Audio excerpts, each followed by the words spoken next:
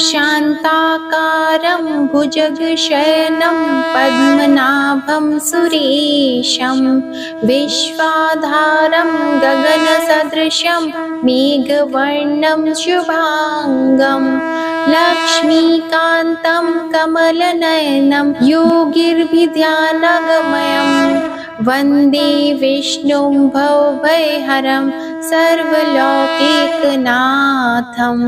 अर्थात हे समस्त देवों के देव, जिनकी नाभि में पद्मा है, शांत आकार के नाग पर शयन करने वाले, विश्व के आधार, आकाश जैसे विशाल, मेघों से रंग वाले, लक्ष्मी के पति कमल से नयन वाले, योगियों के समान ध्यान मग्न, समस्त लोकों के नाथ, सबका संसार भय नाश करने वाले विष्णु, आपका हम वंदन करते हैं। ओम श्री विष्णवे नमः। कार्तिक का महीना हिंदू वर्ष का 8वां महीना होता है और यह महीना भगवान श्री हरि विष्णु जी और माता लक्ष्मी जी को समर्पित होता है। इस मास में भगवान विष्णु जी और उनके अवतारों की पूजा करना सबसे शुभ माना जाता है। कार्तिक मास में पवित्र नदियों में स्नान करने से, दान पुण्य करने से और व्रत करने से और माता तुलसी जी की पूजा करने से मनुष्य के सभी पापों का अंत हो जाता है और सुख शांति व मोक्ष की प्राप्ति होती है। कार्तिक के मास में भगवान श्री हरि विष्णु जी योग निद्रा से जागते हैं और सृष्टि में आनंद और कृपा की वर्षा होती है। माँ लक्ष्मी जी धरती पर भ्रमण करने उतरती हैं और अपने भक्तों को अपार धन का आशीर्वाद देती हैं। कार्तिक के मास में उपवास रखकर भगवान श्री हरि के स्मरण मात्र से अग्नियोष्टम यज्ञ के समान फल की प्राप्ति होती है और सूर्य लोक की भी प्राप्ति होती है। भगवान श्री हरि की प्रिय श्री तुलसी जी की पूजा करने से और उनके समक्ष दीप प्रज्वलित करने से धन वृद्धि के साथ व्यक्ति की सभी मनोकामनाएं कार्तिक के मास में सिद्ध हो जाती हैं। आज कार्तिक मास आरंभ हो गया है। इस महीने के महात्म्य की कथा हर दिन नियम से आप हमारे चैनल पर श्रवण करेंगे और इसी के साथ आप भगवत गीता के पाठ का भी श्रवण करेंगे, क्योंकि कार्तिक मास में इसका श्रवण करने मात्र से अनंत गुना फल की प्राप्ति होती है। आइए अब प्रारंभ करते हैं कार्तिक मास का पहला अध्याय। नैमिषारण्य तीर्थ में एकत्र हुए 88,000 शौनक आदि ऋषियों के समक्ष कार्तिक मास के महात्म्य का वर्णन करते हुए श्री सूत जी महाराज बोले, आज मैं कार्तिक माह के महात्म्य की जिस कथा को आपको सुना रहा हूँ, उससे ज्ञान प्राप्त करके मनुष्य अपने जीवन को सुखी बना लेता है। पाप कर्म को छोड़कर वह वैकुंठ को गमन करने का अधिकारी होता है। श्री सूत जी बोले, हे ऋषियों, श्री कृष्ण जी के पास से महर्षि नारद जी आज्ञा लेकर चले गए तो सत्यभामा जी आनंदित होती हुई बोली, हे नाथ, मेरा जीवन सफल है। मैं आप जैसे विश्व वंदित पति को प्राप्त करके कृतार्थ हुई। मेरे माता पिता धन्य हैं जिन्होंने मुझे जन्म दिया, जो आपको 16,000 रानियों में आपकी अत्यंत प्यारी हूँ। मैंने कल्प वृक्ष आदि पुरुष आपके साथ नारद जी को विधि पूर्वक दान में दिया था, परंतु वही कल्प वृक्ष आज मेरे गृह में सदा लहराया करता है। इस बात को मृत्यु लोक में कोई भी स्त्री नहीं जानती है। हे स्वामी, यदि आप मुझसे प्रेम करते हैं तो मैं यह जानना चाहती हूँ कि आप मुझे वह कार्य बताएं जिसे करने से आप मुझसे किसी प्रकार विमुख न हो सकें। मैं यह अपने हित से आपसे जानना चाहती हूँ। श्री सूत जी कहने लगे, हे ऋषियों, सत्यभामा के ऐसे वचनों को सुनकर श्री कृष्ण जी हंसने लगे। उन्होंने विलास भाव से सत्यभामा की बाह पकड़ ली और उसे कल्प वृक्ष के नीचे ले गए। वहां प्रेम भाव से वे कहने लगे, प्रिय, 16 सहस्त्र रानियों में तुम प्राणों की तरह प्रिय हो और तुम्हारे कारण ही मेरा देवताओं तथा देवराज इंद्र से विरोध हुआ है। श्री सूत जी बोले, यह विरोध इस बात पर हुआ था कि एक दिन श्री कृष्ण जी सत्यभामा सहित गरुड़ पर सवार होकर जब इंद्र लोक में जा पहुँचे और वहां सत्यभामा की इच्छा की पूर्ति हेतु इंद्र से कल्प वृक्ष मांगा था। इंद्र के ना देने पर गरुड़ और इंद्र का घोर युद्ध हुआ था। गोलोक में गौ और गरुड़ के मध्य होने वाले इस युद्ध में गरुड़ की चोंच से गौओं के कान और पूंछ कटने से जहां जहां रुधिर गिरा था वहां उसके कान से तंबाकू और रुधिर से मेहंदी की उत्पत्ति हुई। गरुड़ के पंख जहां गिरे थे वहां से गोभी की उत्पत्ति हुई। इसी कारण इन वस्तुओं का सेवन मोक्ष की प्राप्ति नहीं होने देता। गौओं के सींग से गरुड़ के 3 पंख टूटकर जो पृथ्वी पर गिरे उनसे नीलकंठ, मोर और चकवा चकवी पक्षी उत्पन्न हुए। इससे नीलकंठ, मोर और चकवा चकवी को देखने पर गरुड़ जी के दर्शन का फल प्राप्त होता है। सूत जी कहने लगे कि श्री कृष्ण ने सत्यभामा से कहा, हे प्रिय, मैं तुम्हें हर वस्तु तुम्हारे मांगने पर उपलब्ध कर सकता हूँ, तब क्या इस आश्चर्यजनक प्रश्न का उत्तर न दूंगा? तुम जो भी पूछना चाहो मुझसे पूछो। तब सत्यभामा ने कहा, हे स्वामी, आप मुझे बताएं कि पूर्व जन्म में मैं किसकी पुत्री थी, मेरा स्वभाव कैसा था, मैंने कौन से दान, तप, व्रत आदि शुभ कार्य किए थे जिससे मैं आपकी अर्धांगिनी बनी। तब श्री कृष्ण भगवान बोले, हे प्रिय, मैं तुम्हें यह सब वृतांत कहता हूँ, तुम ध्यान पूर्वक सुनो।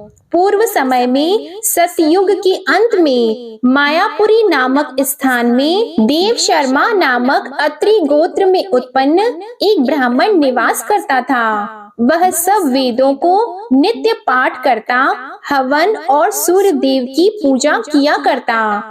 इसी कारण वह सूर्य की भांति तेज वाला था। उसके वृद्धावस्था में गुणवती नामक कन्या पैदा हुई। विवाह योग्य होने पर उस पत्नीहीन ब्राह्मण ने अपनी कन्या का विवाह अपने शिष्य चंद्र शर्मा के साथ कर दिया। चंद्र शर्मा अपनी भार्या गुणवती के साथ अपने श्वशुर की कुटी पर रहने लगा। एक समय दोनों श्वशुर जमाता कुश तथा समिधा लेने के लिए हिमालय की तलहटी में पहुंच गए। वहां उन्होंने अपने सामने एक भयानक राक्षस को पाया तो भय से उनके शरीर शिथिल हो गए। उनमें वहां से भागने की भी शक्ति नहीं रही। उस काल रूपी राक्षस ने उन दोनों को मार डाला। धर्मात्मा होने के कारण तथा सूर्य पूजक होने से दोनों को मेरे पार्षद बैकुंठ लोक को ले गए, क्योंकि शिव, गणेश, सूर्य, देवी और विष्णु की उपासना पूजा करने वाले सभी धर्मात्मा व्यक्ति स्वर्ग की प्राप्ति करते हैं। मैं अलग होता हुआ भी काल और कर्मों के भेद से 5 रूपों में व्याप्त हूँ। वे दोनों तेजस्वी मेरे रूप को धारण करके विमान पर चढ़कर मेरे लोक में रहकर दिव्य भोगों को भोगने लगे। सूत जी कहने लगे, श्री कृष्ण भगवान ने आगे का हाल सुनाते हुए कहा कि अपने पिता और पति की मृत्यु का हाल सुनकर गुणवती अत्यंत दुखी हुई और रुदन करने लगी, हे स्वामी, हे पिता, आप लोग मुझे किसके सहारे छोड़कर चले गए? मैं निराश्रय कैसे रहूंगी? मेरे भोजन वस्त्र का प्रबंध अब कैसे होगा? ये कौन करेगा? मेरे पास तो कुछ भी नहीं है, मैं किसकी शरण जाऊं? वैधव्य का यह कोप मेरे ऊपर किस प्रकार हुआ। अब मैं कहाँ जाऊं, कहाँ बैठूं और क्या करूं। श्री कृष्ण बोले, इस प्रकार विलाप करती हुई केले के पत्ते की भांति कांपती हुई वह अंत में धरती पर गिर पड़ी। कुछ समय बाद जब वह सावधान हुई तो उठकर पुनः विलाप करने लगी। कुछ समय वह शोक सागर में डूबी रही। इसके बाद उसने घर की वस्तुओं को बेचकर द्रव्य एकत्र किया और तब अपने पिता और पति की पारलौकिक क्रियाएं संपन्न करके वह अपनी इंद्रियों को वश में रखे शुद्ध सात्विक जीवन उसी नगरी में बिताने लगी। वह अपने जीवन पर्यंत सभी एकादशी और कार्तिक मास के व्रत आदि को करती हुई अंत में मोक्ष को प्राप्त हुई। हे प्रिय, कार्तिक मास का व्रत तथा एकादशी के सभी व्रत मुझे अत्यंत प्रिय है। कार्तिक मास में तुला राशि पर सूर्य के निकलने पर प्रातः काल का स्नान बहुत महत्व होता है। यह मुक्ति का दाता है। कार्तिक मास में स्नान आदि धार्मिक कार्यों से पुत्र आदि संपत्ति प्राप्त होती है। भगवान श्री विष्णु जी के मंदिर की सफाई धुलाई, विष्णु जी की सेवा पूजा, कथा और कीर्तन करना सुख संपत्ति तथा ऐश्वर्य प्रदान करता है। यदि मन से कोई भी व्यक्ति कम से कम 3 दिन भी प्रति वर्ष इन पुण्य कृत्यों को करता हुआ पूरे मास व्रत करता है तो उसे जीवन में सुख शांति मिलती है। गुणवती हर वर्ष कार्तिक मास का व्रत और विष्णु जी का नित्य पूजन करती रहती थी। एक समय वृद्धावस्था होने पर, दुर्बल होते हुए और ज्वर से पीड़ित रहने पर भी वह कार्तिक मास में गंगा स्नान को गई। वह ज्यों ही पानी में उतरी तो अत्यंत शीत से ठिठुरने लगी। वह थर थर कांपती हुई जल में गिर गई। उसी समय गुणवती ने आकाश से विमान उतरता हुआ देखा जिस पर गरुड़ की ध्वजा लगी थी। उस विमान में बैठकर वह मेरे समक्ष आई। जब कंस आदि असुरों के संहार के लिए ब्रह्मा आदि देवताओं की स्तुति करने पर मैंने इस लोक में अवतरण किया तो मेरे साथ तुम भी आई। यथा समय मेरे गणों ने भी यहाँ दानवों के रूप में जन्म लिया। हे प्रिय, इस जन्म में देव शर्मा तुम्हारे पिता सत्राजित हैं तथा तुम्हारा वह पति इस जन्म में अक्रूर है। हे शुभे, तुम वही गुणवती हो जो जितेंद्रिय रहकर तथा कार्तिक का स्नान और व्रत करके उचित पालन से मुझको प्राप्त करती हो। तुमने जो कभी मेरे मंदिर में तुलसी जी का एक पौधा लगाया था वही पौधा अब कल्प वृक्ष के रूप में है। तुमने कार्तिक मास में जो दीप दान किए थे और मेरी सेवा और पूजा संयम नियम के साथ की, उसी से तुम में तुम्हारे गृह में लक्ष्मी का निवास है। तुमने संपूर्ण व्रत आदिक पति स्वरूप भगवान के अर्पण किए, उसी फल की प्राप्ति से तुम मेरी भार्या बन सकी हो। इन्हीं के कारण तुम्हें किसी भी कारण मेरा वियोग नहीं मिलेगा। हे प्रिय, यज्ञ दान तप आदि करने वाले मनुष्यों को तो कार्तिक मास के व्रत और स्नान से प्राप्त होने वाले फल का 16वां भाग भी प्राप्त नहीं होता। श्री सूत जी कहने लगे, हे ऋषियों, अपने पूर्व जन्म का यह वर्णन सुनकर सत्यभामा जी अत्यंत प्रसन्न हुई और भगवान श्री कृष्ण को नमस्कार करके कहने लगी, जय श्री राधे कृष्णा। आज का अध्याय समाप्त हुआ। अब आप सुनिए तुलसी माता की कथा।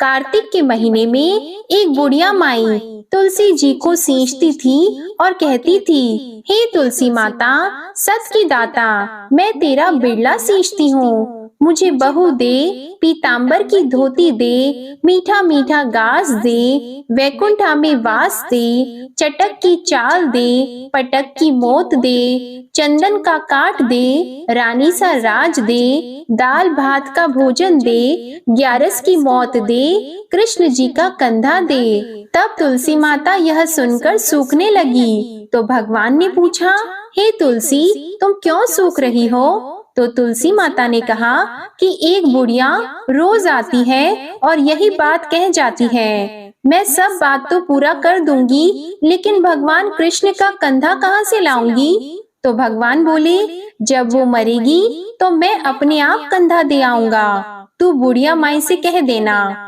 जब बुढ़िया माई मर गई, सब लोग आ गए। जब माई को ले जाने लगे तो वह किसी से नहीं उठी। तो भगवान श्री कृष्ण एक बार 12 बरस के बालक का रूप धारण करके आए और बालक ने कहा, मैं कान में एक बात कहूँगा तो बुढ़िया माई उठ जाएगी। बालक ने बुढ़िया माई के कान में कहा, बुढ़िया माई, मन की निकाल ले, पीतांबर की धोती ले, मीठा मीठा गास ले, वैकुंठा में वास ले, चटक की चाल ले, पटक की मौत ले, कृष्ण जी का कंधा ले। यह सुनकर बुढ़िया माई हल्की हो गई। तो भगवान श्री कृष्ण ने उन्हें कंधा दिया और बुढ़िया माई को मुक्ति मिल गई। हे तुलसी माता, जैसे बुढ़िया माई को मुक्ति दी वैसे ही सबको देना। प्रेम से बोलिए श्री तुलसी महारानी की जय, भगवान श्री कृष्ण की जय। अब आप सुनिए तुलसी माता की दूसरी कथा। शिव पुराण के अनुसार पौराणिक समय में दैत्यों का राजा दंभ हुआ करता था। वह बहुत बड़ा विष्णु भक्त था। कई सालों तक उसके यहाँ संतान नहीं होने के कारण उसने शुक्राचार्य को अपना गुरु बनाकर उनसे श्री कृष्ण मंत्र प्राप्त किया। ये मंत्र प्राप्त करके उसने पुष्कर सरोवर में घोर तपस्या की। भगवान विष्णु उसकी तपस्या से प्रसन्न हुए और उसे संतान प्राप्ति का वरदान दे दिया। भगवान विष्णु के वरदान से राजा दंभ के यहाँ एक पुत्र ने जन्म लिया। इस पुत्र का नाम शंखचूड़ रखा गया।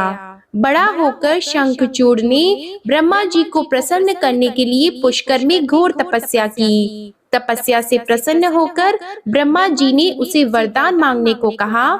तब शंखचूड़ ने वरदान मांगा कि वह हमेशा अजर अमर रहे, वह कोई भी देवता उसे नहीं मार पाए। ब्रह्मा जी ने उसे ये वरदान दे दिया और कहा कि वह बद्री वन जाकर धर्मध्वज की पुत्री तुलसी जो तपस्या कर रही है उससे विवाह कर ले। शंखचूड़ ने वैसा ही किया और तुलसी के साथ विवाह के बाद सुखपूर्वक रहने लगा। उसने अपने बल से देवताओं, असुरों, दानवों, राक्षसों, गणधर्मों, नागों, किन्नरों, मनुष्यों तथा त्रिलोकी के सभी प्राणियों पर विजय प्राप्त कर ली। वह भगवान श्री कृष्ण का परम भक्त था। शंखचूड़ के अत्याचारों से सभी देवता परेशान होकर ब्रह्मा जी के पास गए और ब्रह्मा जी उन्हें भगवान विष्णु के पास ले गए। विष्णु ने कहा कि शंखचूड़ की मृत्यु भगवान शिव के त्रिशूल से ही होगी, अतः आप उनके पास जाएं। भगवान से उन्हें चित्ररथ नामक गण को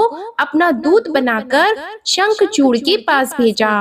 चित्ररथ ने शंखचूड़ को समझाया वह देवताओं को उनका राज्य लौटा दे, परंतु शंखचूड़ ने मना कर दिया और कहा कि वह महेश्वर से युद्ध करना चाहता है। भगवान शिव को जब ये बात पता लगी तो वे युद्ध के लिए अपनी सेना लेकर निकल पड़े और दानवों में घमासान युद्ध हुआ, परंतु ब्रह्मा जी के वरदान के कारण शंखचूड़ को देवता नहीं हरा पाए। भगवान शिव ने शंखचूड़ का वध करने के लिए जैसे ही अपना त्रिशूल उठाया तभी आकाशवाणी हुई कि जब तक शंखचूड़ के हाथ में श्री हरि का कवच है और उसकी पत्नी का सतीत्व अखंडित है तब तक इसका वध असंभव है। आकाशवाणी सुनकर भगवान विष्णु वृद्ध ब्राह्मण का रूप धारण कर शंखचूड़ के पास गए और उससे श्री हरि कवच दान में मांग लिया। शंखचूड़ ने वह कवच बिना किसी संकोच के दान कर दिया।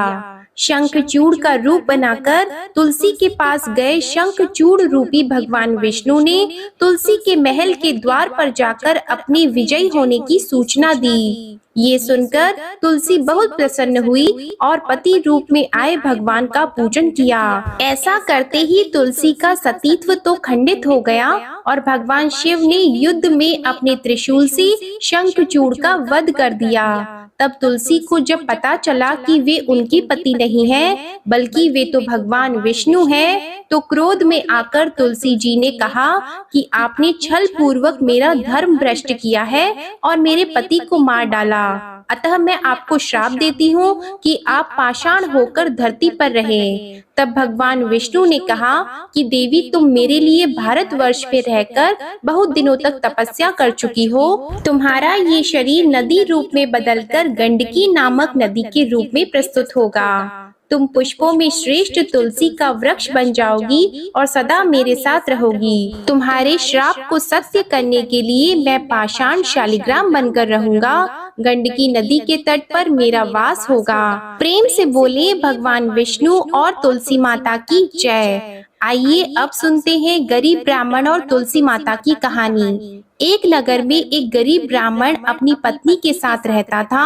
वो भिक्षा मांगकर अपना सारा जीवन गुजारता था और भगवान की पूजा में लगा रहता था। वह उतनी ही भिक्षा मांगता था जिससे उसके और उसके परिवार का पेट भर सके। उस नगर का राजा बहुत धनवान और ब्राह्मणों का आदर करने वाला था। राजा किसी भी ब्राह्मण को अपने महल से खाली हाथ नहीं जाने देता था। दूर दूर से ब्राह्मण राजा के पास आते और उसे मुंह मांगा दान देकर आशीर्वाद देते हुए चले जाते।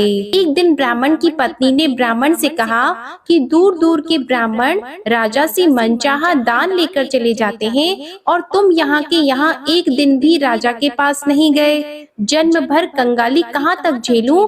आज तुम जाओ और राजा से कुछ मांग कर लाओ। ब्राह्मण ने अपनी पत्नी को समझाते हुए कहा कि तू तो बावरी है, हमें धन की क्या जरूरत, हमें इतना तो मिल ही जाता है जिससे हम अपना पेट भर सकें, और राजा का धन अच्छा नहीं होता, वो हमें नहीं लेना चाहिए। ब्राह्मण की पत्नी जिद पर अड़ गई और बोली, मैं तुम्हारी एक भी बात सुनने वाली नहीं हूँ। कब तक हम कंगाली में जीते रहेंगे? तुम तो रोज माला लेकर बैठ जाते हो। अपने बच्चों को क्या खिलाएं और क्या पहनाएं? जब बच्चे दूसरे बच्चों को पहनते ओढ़ते और खाते पीते देखते हैं तो उनका मन भी ललचाता है। आज तुम राजा के पास जाओ, राजा बहुत भला व्यक्ति है, वो हमें जरूर मुंह मांगा दाम देगा। मजबूर होकर ब्राह्मण राजा के महल की ओर चल दिया, पर राजा उस समय महल में नहीं था। ब्राह्मण को वापस लौटना पड़ा।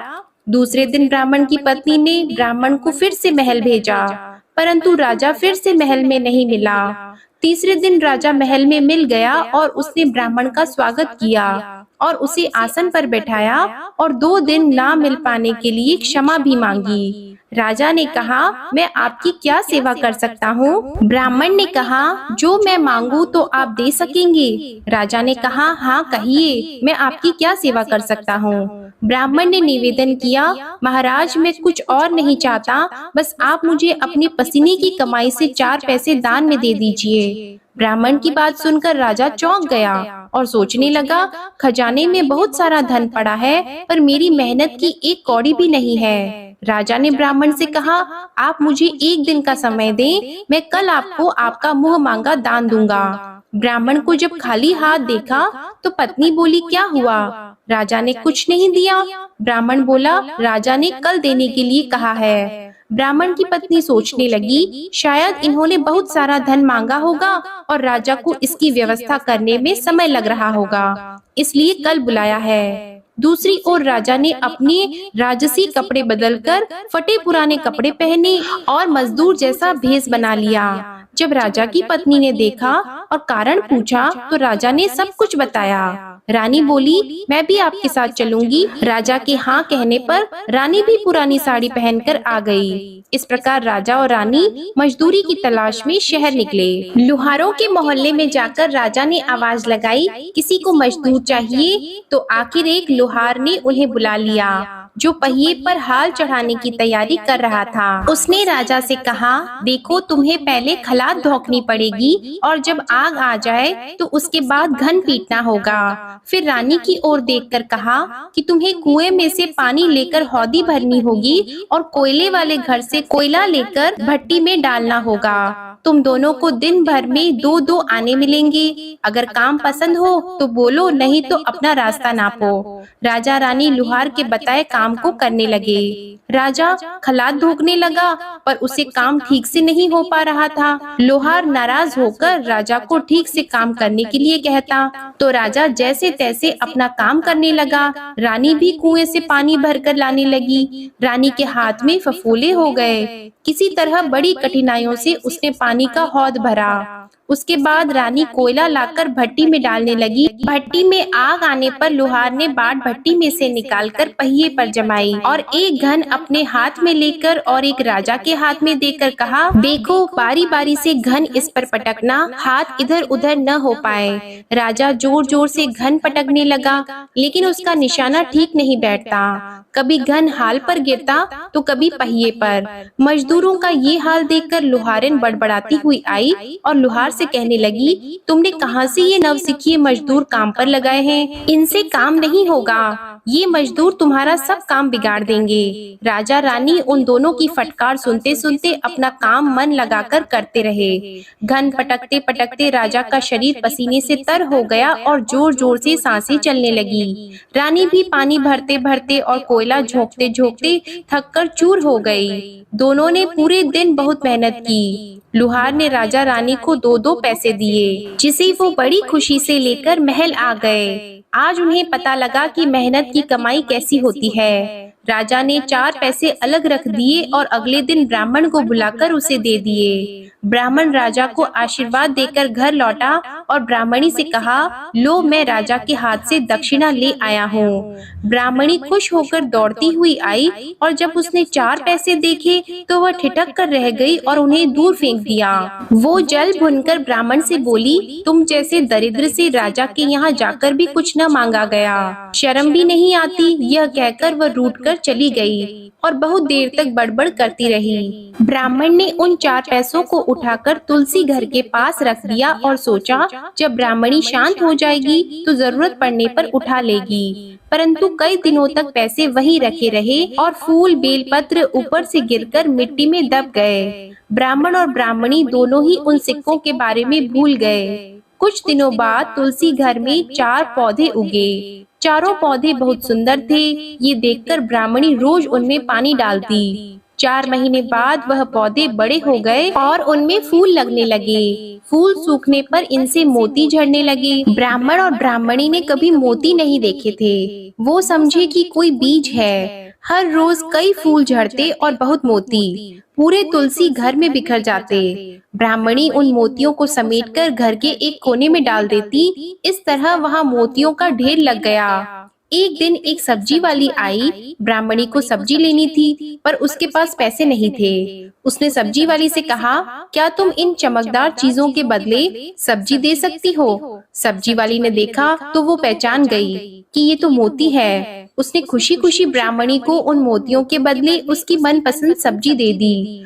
अब से हर रोज ऐसा होने लगा। ब्राह्मणी और सब्जी वाली दोनों खुश थे। सब्जी वाली यह सोचकर खुश थी कि मुझे 1 पैसे की तरकारी के बदले हजारों का माल मिलता है, और ब्राह्मणी ये सोचकर खुश थी कि इन चीजों के बदले सब्जी मिल जाती है। इस प्रकार कई महीने बीत गए। उधर राजमहल में कई राजहंस थे जो मोती चुगते थे। राजा का यह नियम था, जब राजहंस मोती चुग लेते थे, इसके बाद ही राजा और उनका परिवार भोजन करता था। एक समय बाद राजा का सारा धन उन मोतियों और दान देने में खर्च हो गया।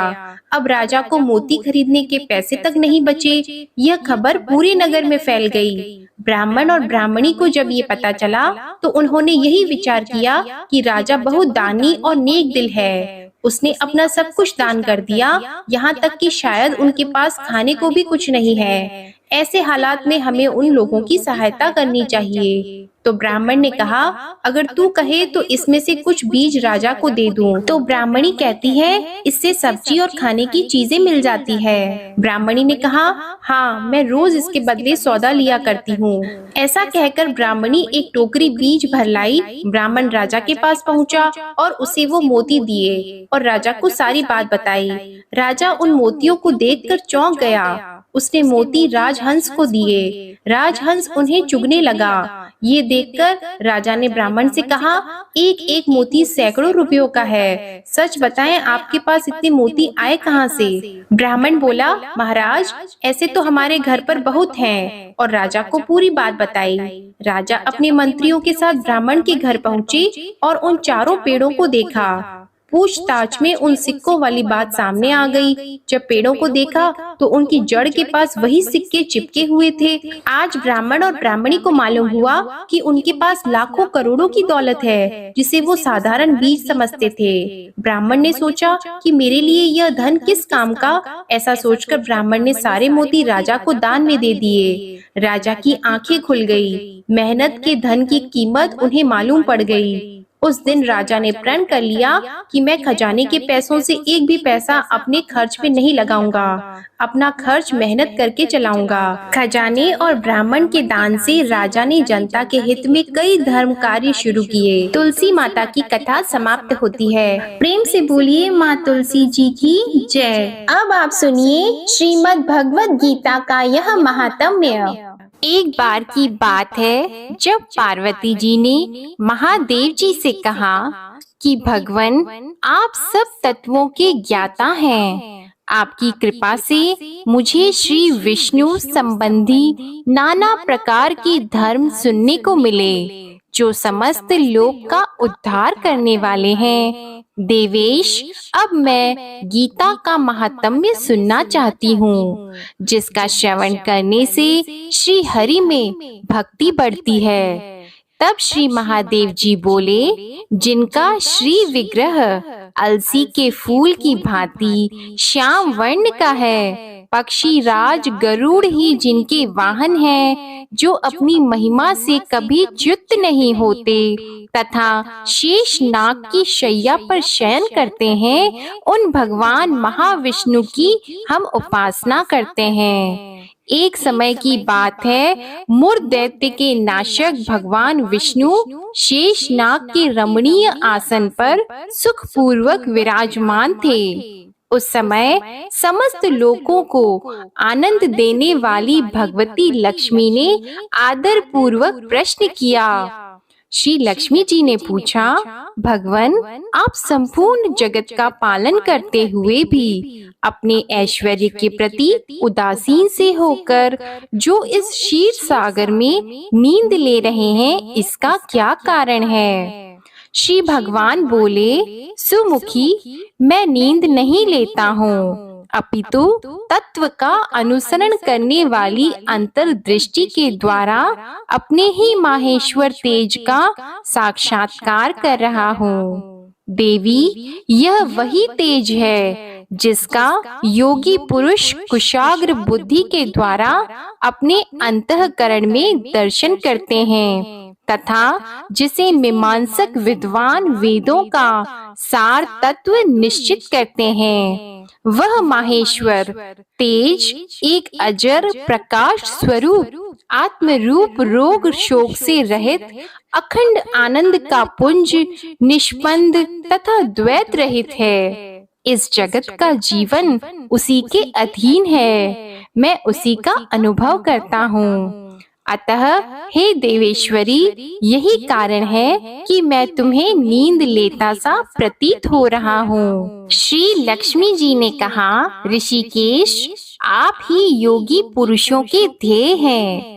आपके अतिरिक्त भी कोई ध्यान करने योग्य तत्व है, यह जानकर मुझे बड़ा कौतूहल हो रहा है। इस चराचर जगत की सृष्टि और संहार करने वाले स्वयं आप ही हैं। आप सर्व समर्थ हैं। इस प्रकार की स्थिति में होकर भी यदि आप उस परम तत्व से भिन्न हैं, तो मुझे इसका बोध कराइए। तब श्री भगवान बोले, प्रिय, आत्मा का स्वरूप द्वैत और अद्वैत से पृथक भाव और अभाव से मुक्त तथा आदि और अंत से रहित है। शुद्ध ज्ञान के प्रकाश से उपलब्ध होने वाला तथा परम आनंद स्वरूप होने के कारण एकमात्र सुंदर है, वही मेरा ईश्वरीय रूप है। आत्मा का एकत्व ही सबके द्वारा जानने योग्य है। गीता शास्त्र में इसी का प्रतिपादन हुआ है। अमित तेजस्वी भगवान विष्णु के ये वचन सुनकर माता लक्ष्मी ने शंका उपस्थिति करते हुए कहा, भगवन, यदि आपका स्वरूप स्वयं परम आनंदमय और मन वाणी की पहुंच के बाहर है, तो गीता कैसे उसका बोध कराती है? मेरे इस संदेह का आप निवारण कीजिए। भगवान श्री हरि बोले, सुंदरी सुनो, मैं गीता में अपनी स्थिति का वर्णन करता हूँ। क्रमशः 5 अध्यायों को तुम 5 मुख जानो, 10 अध्यायों को 10 भुजाएं समझो और 1 अध्याय को उदर और 2 अध्यायों को दोनों चरण कमल जानो। इस प्रकार यह 18 अध्यायों की वांगमयी ईश्वरीय मूर्ति ही समझनी चाहिए। यह ज्ञान मात्र से ही महान पातकों का नाश करने वाली है। जो उत्तम बुद्धि वाला पुरुष गीता के 1 या आधे अध्याय का अथवा 1 आधे और चौथाई श्लोक का भी प्रतिदिन अभ्यास करता है, वह सुशर्मा के समान मुक्त हो जाता है। श्री लक्ष्मी जी ने पूछा, देव, सुशर्मा कौन थे, किस जाति के थे और किस कारण से उसकी मुक्ति हुई? तब भगवान श्री हरि बोले, प्रिय, सुशर्मा बड़ी खोटी बुद्धि का मनुष्य था। पापियों का तो वह शिरोमणि ही था। उसका जन्म वैदिक ज्ञान से शून्य एवं क्रूरता पूर्ण कर्म करने वाले ब्राह्मणों के कुल में हुआ था। वह न ध्यान करता था, न जप, न होम करता था, न अतिथियों का सत्कार। वह लंपट होने के कारण सदा विषयों के सेवन में ही आसक्त रहता था। हल जोतता और पत्ते बेचकर जीविका चलाता था। उसे मदिरा पीने का व्यसन था और वह मांस भी खाया करता था।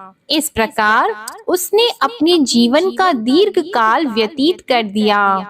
एक दिन मूढ़ बुद्धि सुशर्मा पत्ते लाने के लिए किसी ऋषि की वाटिका में घूम रहा था। इसी बीच में काल रूपधारी काले सांप ने उसे डस लिया।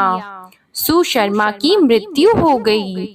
तदंतर वह अनेक नरकों में जा वहां की यातनाएं भोग कर मृत्यु लोक में लौट आया और वहां बोझ ढोने वाला बैल हुआ। उस समय किसी पंगु ने अपने जीवन को आराम से व्यतीत करने के लिए उसे खरीद लिया। बैल ने अपनी पीठ पर पंगु का भार ढोते हुए बड़े कष्ट से 7-8 वर्ष बिताए। एक दिन पंगु ने किसी ऊंचे स्थान पर बहुत देर तक बड़ी तेजी के साथ उस बैल को घुमाया। इससे वह थक कर बड़े वेग से पृथ्वी पर जा गिरा और मूर्छित हो गया। उस समय वहां कुतूहलवश आकृष्ट होकर बहुत से लोग एकत्रित हो गए। उस जन समुदाय में से किसी पुण्यात्मा व्यक्ति ने उस बैल का कल्याण करने के लिए उसे अपना पुण्य दान किया।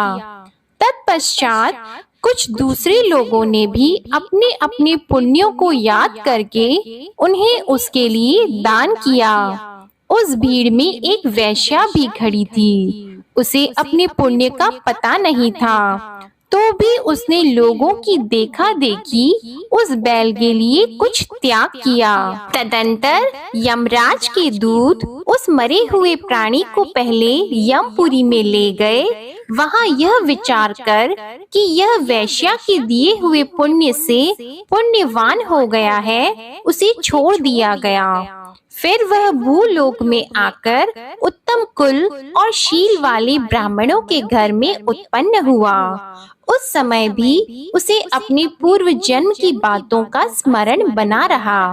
बहुत दिनों के बाद अपने अज्ञान को दूर करने वाले कल्याण तत्व का जिज्ञासु होकर वह उस वैश्या के पास गया और उसके दान की बात बताते हुए उसने पूछा, तुमने कौन सा पुण्य दान किया था? वैश्या ने उत्तर दिया, वह पिंजरे में बैठा हुआ तोता प्रतिदिन कुछ पढ़ता है, उससे मेरा अंतःकरण पवित्र हो गया है। उसी का पुण्य मैंने तुम्हारे लिए दान किया था। इसके बाद उन दोनों ने तोते से पूछा। तब उस तोते ने अपने पूर्व जन्म का स्मरण करके प्राचीन इतिहास कहना आरंभ किया। शुक बोला, पूर्व जन्म में मैं विद्वान होकर भी विद्वता के अभिमान से मोहित रहता था। मेरा राग द्वेष इतना बढ़ गया था कि मैं गुणवान विद्वानों के प्रति भी ईर्ष्या भाव रखने लगा। फिर समय अनुसार मेरी मृत्यु हो गई और मैं अनेकों घृणित लोकों में भटकता फिरा। उसके बाद इस लोक में आया। सद्गुरु की अत्यंत निंदा करने के कारण तोते के कुल में मेरा जन्म हुआ। पापी होने के कारण छोटी अवस्था में ही मेरे माता पिता से वियोग हो गया।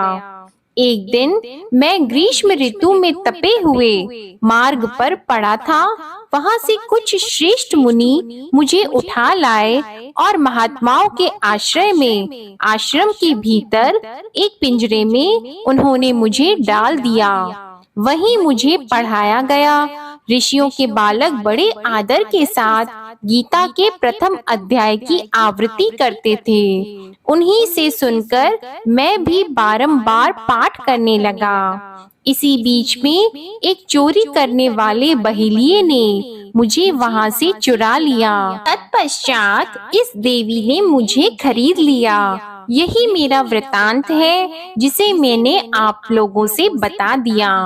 पूर्व काल में मैंने इस प्रथम अध्याय का अभ्यास किया था, जिससे मैंने अपने पाप को दूर किया है। फिर उसी से इस वैश्या का भी अंतःकरण शुद्ध हुआ है और उसी के पुण्य से ये द्विज श्रेष्ठ सुशर्मा भी पाप मुक्त हुए हैं। इस प्रकार परस्पर वार्तालाप और गीता के प्रथम अध्याय के महात्म्य की प्रशंसा करके वे तीनों निरंतर अपने अपने घर पर गीता का अभ्यास करने लगे। फिर ज्ञान प्राप्त करके वे मुक्त हो गए। इसलिए जो भी मनुष्य श्रीमद् भगवद गीता के प्रथम अध्याय को पढ़ता, सुनता और अभ्यास करता है, उसे इस भव सागर को पार करने में कोई कठिनाई नहीं होती और वह मनुष्य भगवान श्री विष्णु के लोक को जाता है।